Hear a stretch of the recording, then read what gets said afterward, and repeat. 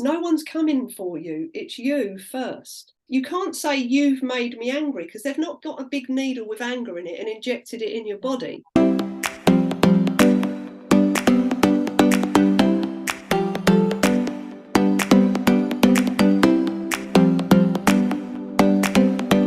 Hello, ladies and gents. Welcome back to another video. I did promise you I was going to be delivering more content, and I believe Wendy has made the same commitment as well. So we're good.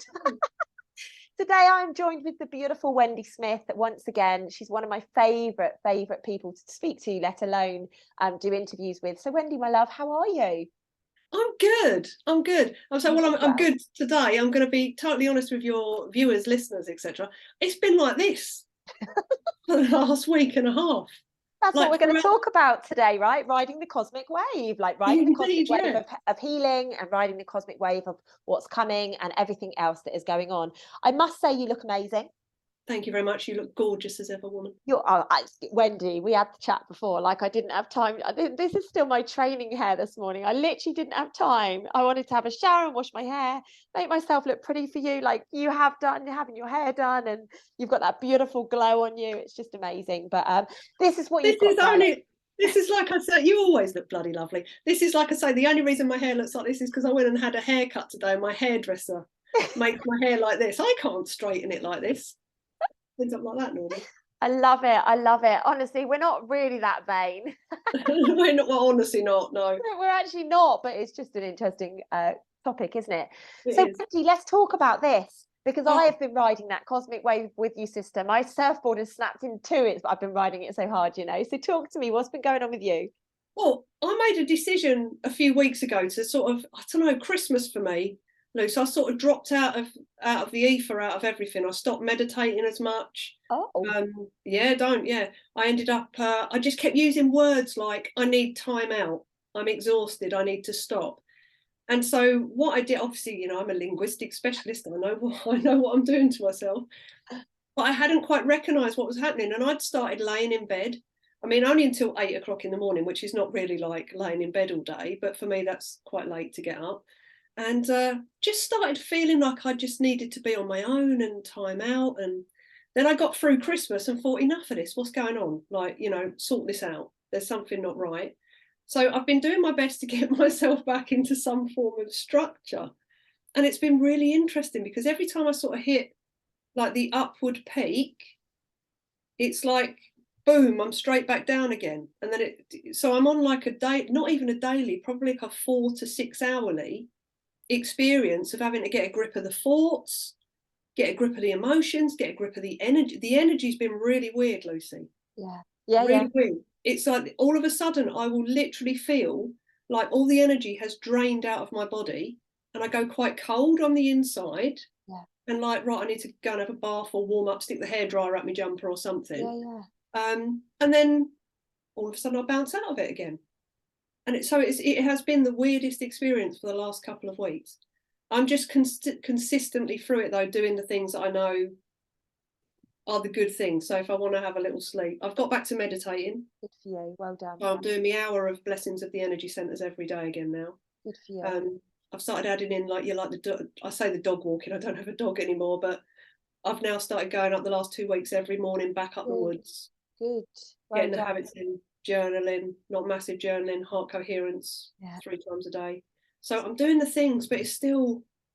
Now I just want to go a little bit on that actually, Wendy, because what's fascinating is over Christmas, that's when I decided to sacrifice everything that I did. You know, people know obviously that I'm in a new relationship with David, and I was over with his family, and everything that I do went out the window. My meditation, my journaling, my running, you know, because I was consistent like you daily. This was the way that I lived. And, you know, I did a set of rituals and, you know, affirmations and the beautiful speech and stuff. And I got so caught up in where I was that I actually let all of my standards slip. And I think it's very important that we acknowledge that. Now, this is the first time I've let my standards slip since 2015 in regards to, I know what makes me feel good and I know what makes me feel well, and you know, get that connection every single day. So I've been a bit like you. I've been questioning, okay, at what point did you decide that was going to be the right thing for you to do. And I think it was to remind me of how good or how rubbish you can feel when you sacrifice the things that actually make you feel good. Yeah, it's the reminder. That's what's kicked me back into action. It's the reminder of, like you say, when you stop doing these little daily habits, not that I ever drop back into autopilot, because I work in, operating systems of the brain. I'm an awareness trainer. I'm quite aware, I'd say a good 80% aware of what's going through my head. Yeah. But it was interesting how the thoughts changed with the habits. So the laying in bed later meant that I would be getting up with thoughts of like, I can't be bothered, you don't really need to do that. The old stuff kicking, oh, you can do that tomorrow, don't worry about that today. So there was like a bit of a battle going on to get myself back into the space that, when I had all my habits in place, was easy to keep. Yeah. Really easy to keep. So yeah, I think everybody this is the thing in it. We don't tend to share, and this is why I like sharing this. People tend to share their highlight reels and Von Trapp reels in life, I call them, where everything's like, yeah, do you know what I mean? And me and you both work in this environment. However, we're still in a human system that has certain needs and functions in a certain way. We still have thoughts, we still have emotions, we still have core beliefs that are sat buried deep down there, them little things that maybe we've not got out yet. Yeah. And every now and then you'll hit a point in life where you've not been paying attention to certain, this is what I feel it was for me, Luce. I wasn't paying attention to certain things that needed clearing. And the only way I could clear them was by having a plummet. Yeah. I can resonate with that. Laying in bed, thinking rubbish thoughts about myself and my life, and then coming to that realization of like, wow, where the hell did this come in? Yeah. And when did I get to the point where I just wanted to give up on everything? And the interesting thing was I found the point when Caesar passed away 2 years ago. Ah, interesting. Everything in my life was based around him. Yeah. My work was based around him. Earning money was so I could put a roof over his head and give him all these fluffy Christmas toys. Yeah. It was, sounds silly, but he was my meaning of being and doing. He was your baby. Oh no, I need Wendy. Mm. This is what the wake up call has come down to. So it's realizing that I was doing something constantly for somebody else, another being. Yeah, absolutely. Like it's your baby, like that's your baby, so you've got to, and actually we both teach people that yes, that's your baby, but the only way your baby's going to thrive is by you thriving. And I can resonate with that so much, because that's exactly what I did. I went into somebody else's life and I mirrored their life rather than maintaining my standards. And I'm so glad I've done that, because obviously now I can see it in my clients and help my clients legitimately, because I've been there and I've done it. Yeah, it's the self, isn't it? We teach this self-love. So I teach self first, not selfish. Yeah. But self first. And it was interesting, just this weird feeling that I'd had for the last 2 years, I couldn't put a grip on it, was because literally my whole life, I'm going to say this, bit of a blanket statement, but my whole life has been based around other people, not me. And I just woke up in January and it was like, what are you going to do for you, Wendy? When are no one's coming to save you. No one's coming to, create the success you have. No one's coming to, get your work, well, whatever it is. No one's coming for you. It's you first. Yeah. And it's interesting because that little switch has now ignited the little bit of fire I couldn't find. Yeah. Because it is, it's about me. And then when I'm on fire, I can help other people, no problem at all. And it's fascinating that you say that, because literally this week on Monday, the fire came back inside of me and I was like, right, she's back. Like, honestly, it's fascinating. And everybody on all of my videos that I've done this week is like, oh my God, you are on fire. And I am, because I've got that passion back and I'm like, hey, hang on a minute, I'm the most important thing. And I guess this is a really, really powerful message for people that are sat there watching, whether you've got children, whether you're in a relationship, whether you're single, whether your parents or whatever. Like, this is a really important message that we need to embrace, embody, is the recognition that self must come first before you can help other people. Like they say on the aeroplanes, put your mask over your mouth first and then help other people. And if you're not doing that, what is it that's stopping you? I think for me that was the bit that I never really could get a grip of. Yeah. Until it literally just, you know, I'm pretty clean and clear, you know me, I'm clean and clear with most things. I don't have a lot of negative beliefs about myself now. I've done so much work, you know, but there's still, like I say to anybody watching this, there's still those little bits that are in there that a challenge will come up in life, and it will show you another little area, Yeah.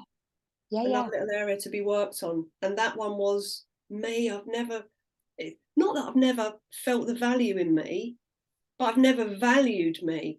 Yeah. Wow. And now I do. Yeah. Wow, So it's everything I've fascinating. created in a space of not valuing me, now I value me. What can I create now for not just me, but for others as well? Yeah. Yeah. You know, when you feel that, and it's the value. I think the value is the fire that gets ignited. Yeah.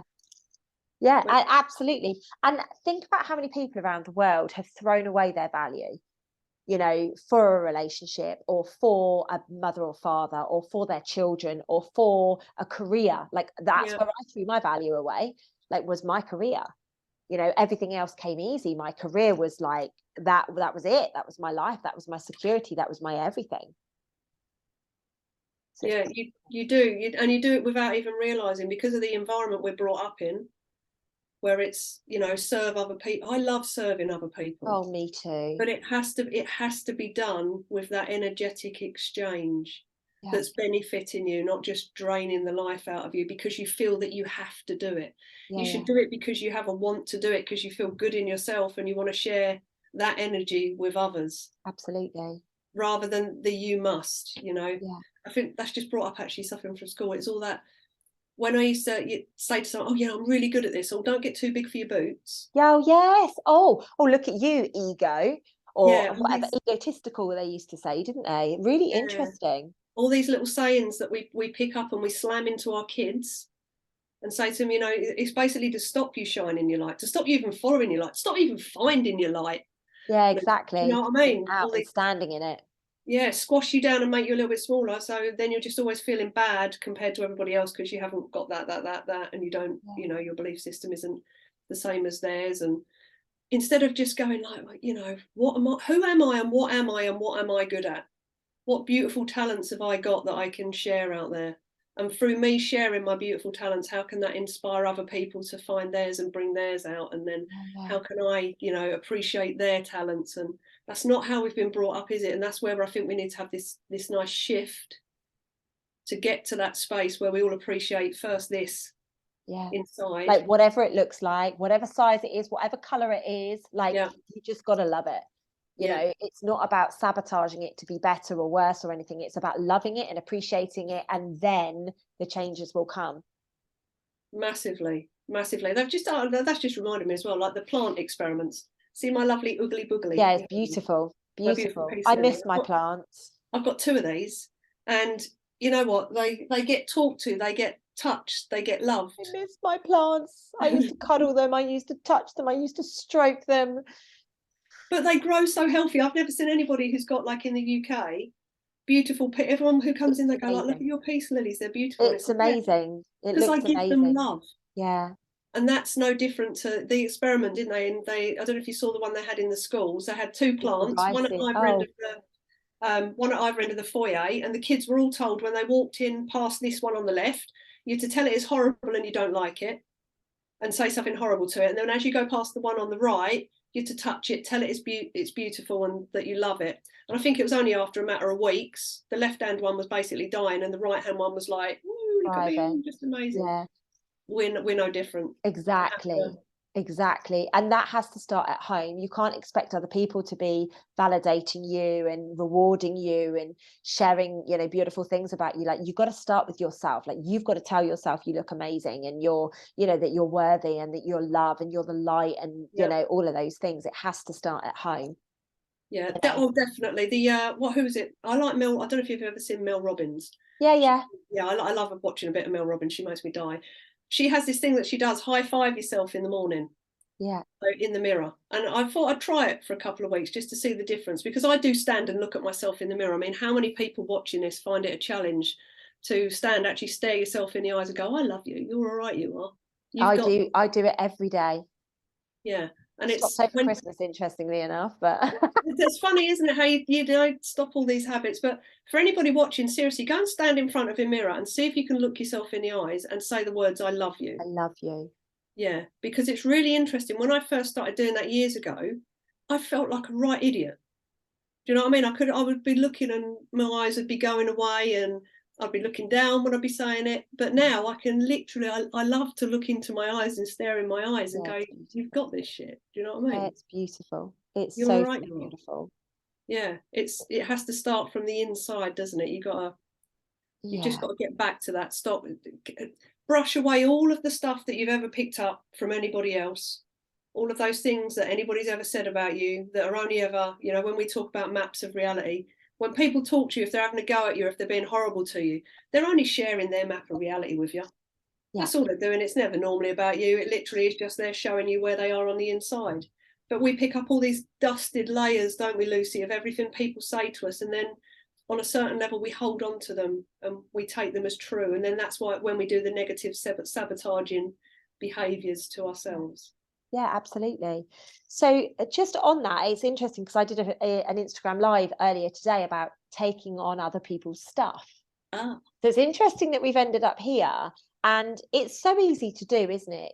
I actually shared on my live this morning that I've had a number of people recently messaging me. There's two sides of it. One side is that, oh my God, you trigger me every day. I freaking love it because as soon as I'm triggered, I get the healing, I get the gold, I evolve, and I feel freaking amazing, although I don't like you at the time, kind of thing. And they thank me for it. And then I get the other ones that are like, you triggered me, you did this, you did that. I spoke to my friend, I did this, I did that. And it's like, polarity, thank you very yeah, much for showing me, but it's very interesting how different people are, and this is something that I need to do because I always just assume everybody gets it.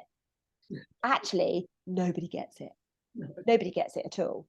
What people don't realize, and I think this is the premise that we all need to be working off of, whatever we are sharing, and it's a bit difficult to say this as teachers because I don't really like to use that word, but we hold space for people to go through their journey, so we have to share stuff sometimes, yeah, even though it might be a really out of date program or something from way back when, but we have to share it to be able to help people, especially at seminars. We've got Soul School next weekend, right?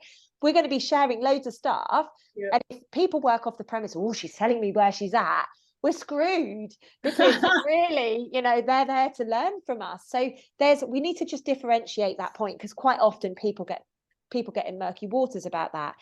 Yeah. If somebody is being mean to you, so let's say, Wendy, out of the blue, I give you a call and I'm just rude to you. Like, I'm just being rude to you. How would you deal with that? Well, number one, I have a little phrase that we were laughing about earlier that I say in my head now, not out loud. But I say to myself, I go like, wow, that's interesting. I wonder what on earth has gone on in her world today for her to be having this conversation with me. Yeah. So that's the first thing I do. So I detach from it. So I take my emotional reaction out of it. And then I'd have a conversation. If it's someone like Lucy I know really well, I go, Luce, what's happening today, hun? You're growling at me.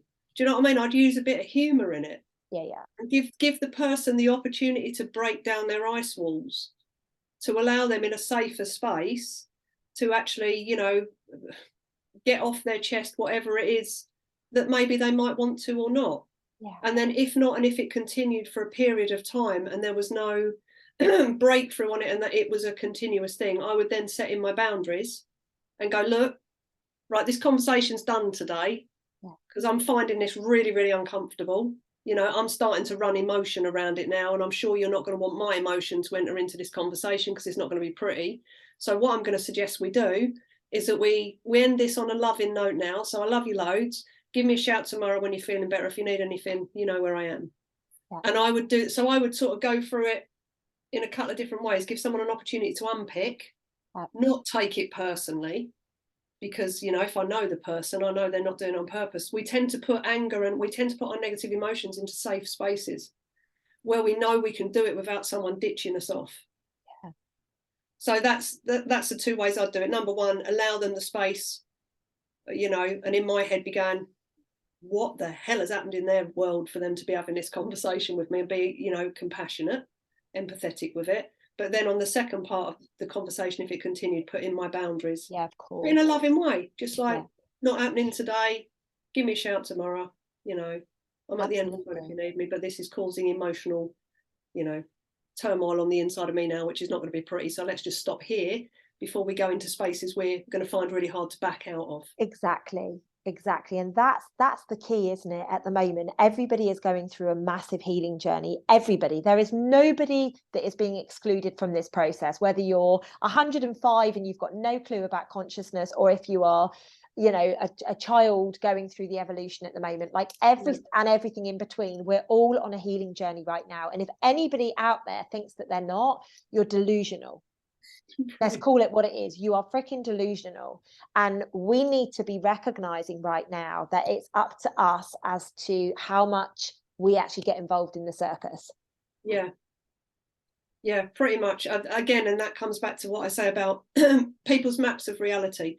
You have to, at some point, if you have, this is like filtering through, if you've done something, so you've been really rude to someone, and then they react like in an angry fashion back, that's your map of reality that's created that stuff.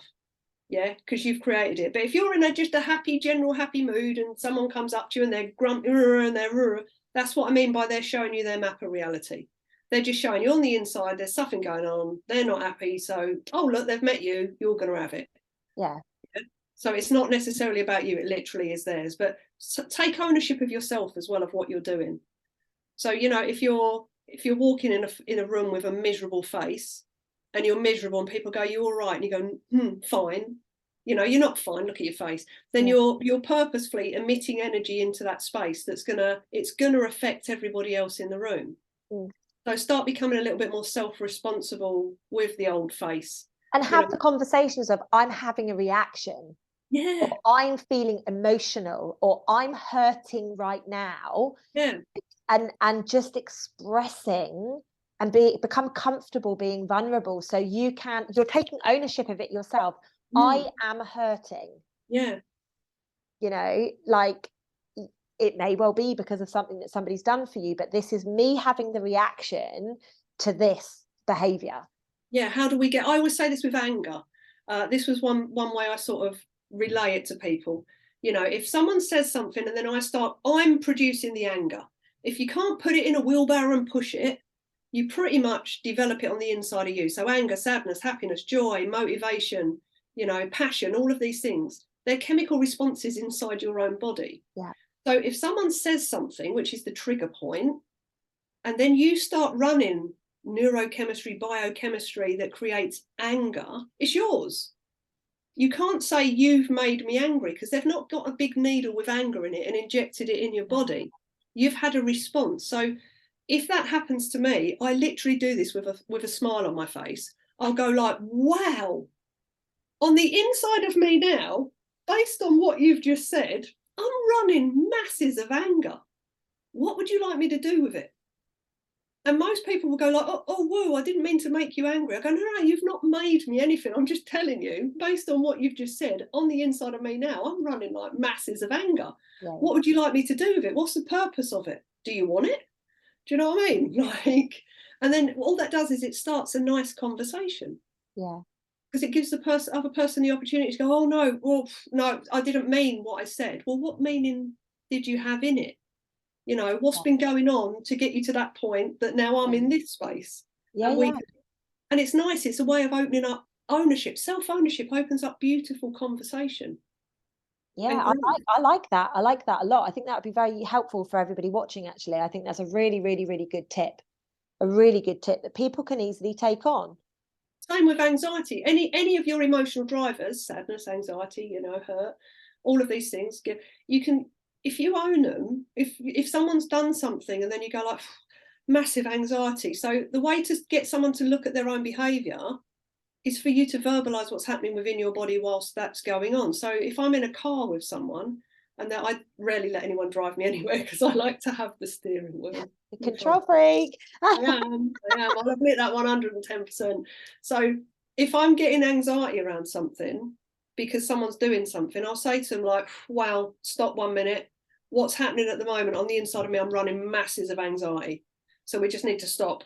whatever this is, because like, oh, I didn't mean to make you anxious. No, you're not made me anxious. I'm running the anxiety based on this. So we need to stop and change something, because this is not supporting me at the moment. It's not helping me. So I'm going to either have to get out the car and go, do you know what I mean? Or leave the environment unless we can change this. Yeah, I like And that. it's just, it's nice. It opens up conversation, doesn't it? And gets both people to sort of own what's going on.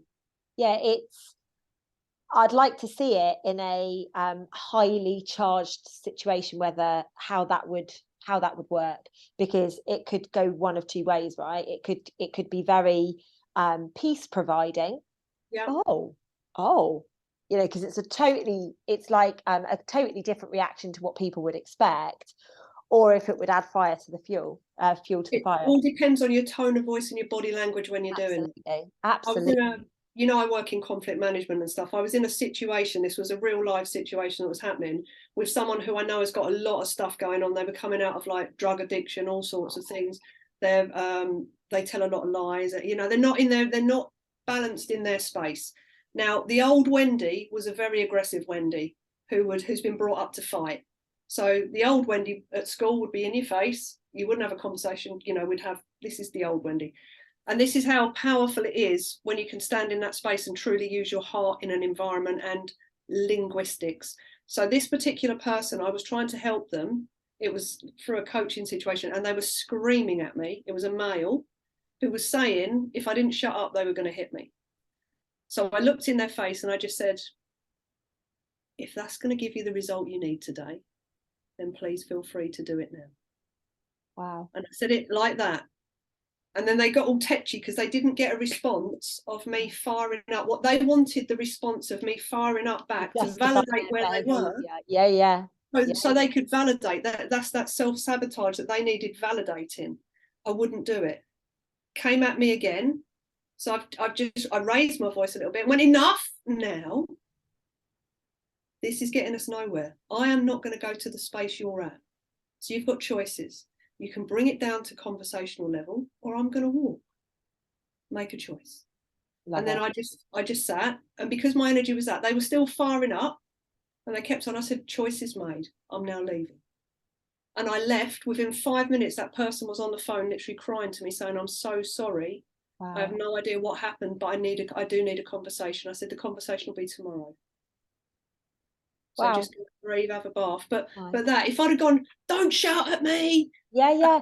And that's the default reaction, right? That's what we've been conditioned to do. And I know, like, I can speak from my own personal experience here. Like, I can be pushed and pushed and pushed and pushed. And then all of a sudden, and it's mastering the self. It's that masterful bringing it back in, and no matter what, going, thank you for showing me where you're at with yourself. Thank you for showing me where you're at with yourself, and not taking it on as a personal attack, even though more often than not, it is a personal attack. Yeah, which that could, like, so that situation could have turned into that, but it's just through no, actually, I'm just going to stay in my heart space. Yeah. Keep it down. Yeah, love that. React to that. If that's where you want to go there. What results are going to get you? Yeah. Give me the option to stop. Now I'm going to leave.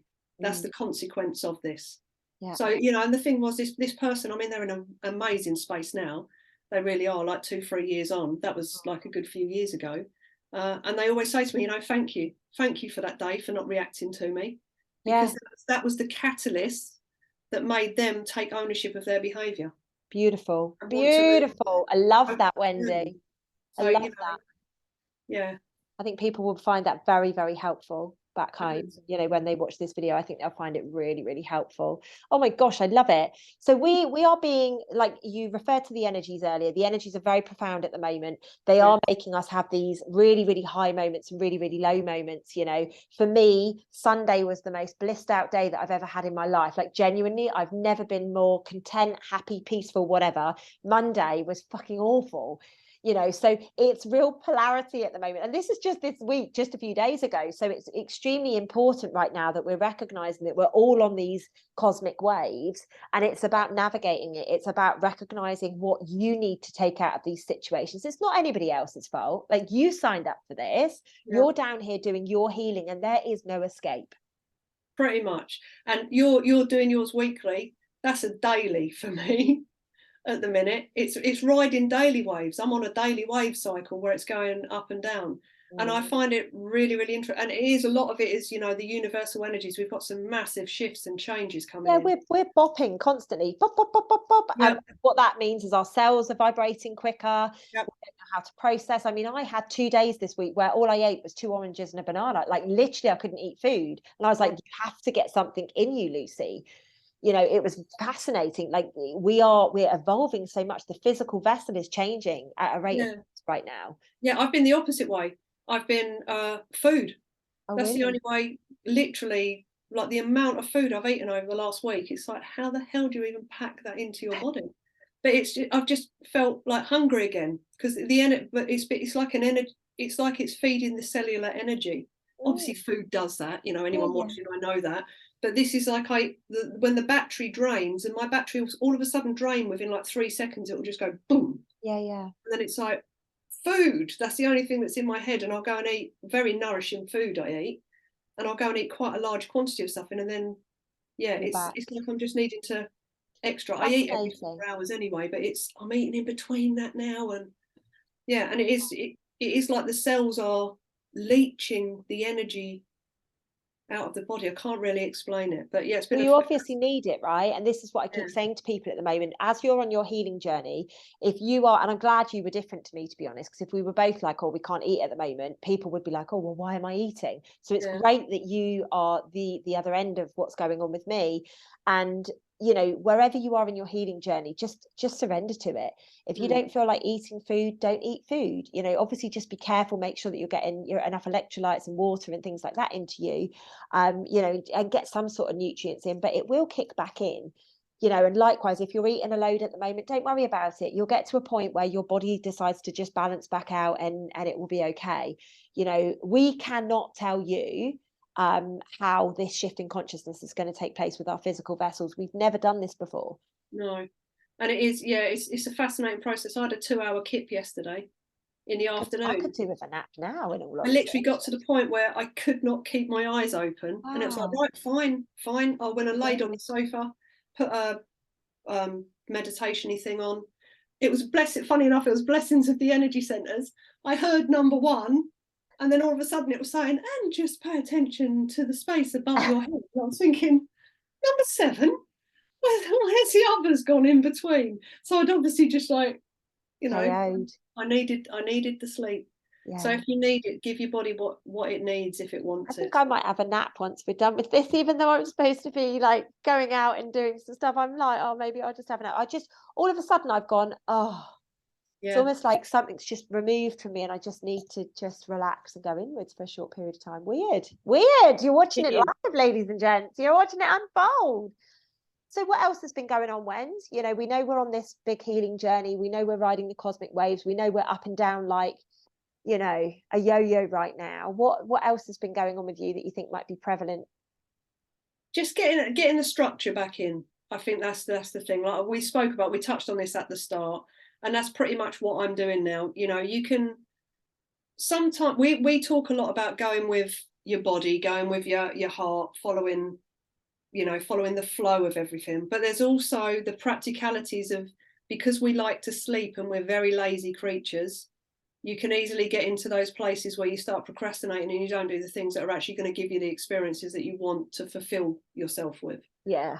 So for me, it's simple things. Now, all I'm doing now is making sure the habitual stuff, I'm creating good habits back into my daily and evening routines.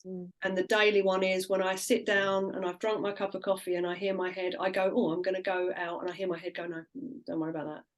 As soon as you hear the negative, go do the thing.